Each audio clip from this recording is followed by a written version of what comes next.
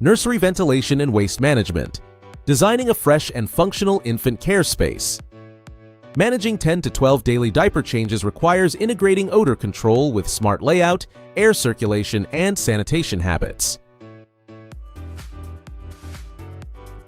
Poor airflow allows moisture and airborne pollutants to build up, making good ventilation essential for a fresher nursery. Placing a diaper pail in enclosed or poorly ventilated spaces can trap odors. Position it where air circulates freely. Heat speeds up waste decomposition, increasing odors. Keep diaper bins away from radiators, heating vents, and direct sunlight.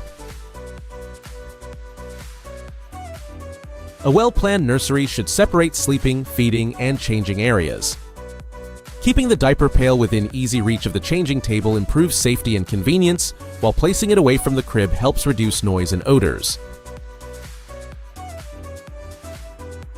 Roll diapers tightly, dispose of solid waste when possible, and empty the pail every few days to control smells. HEPA air purifiers, charcoal bags, and baking soda can help reduce odors. Avoid scented sprays that may irritate a baby's airways. Clean the diaper pail monthly with mild soap and vinegar, paying close attention to the lid seals. Disassemble the pail, wash all removable parts, and allow them to dry completely before reuse. Regularly clean the rubber seals to maintain an airtight lid and effective odor control.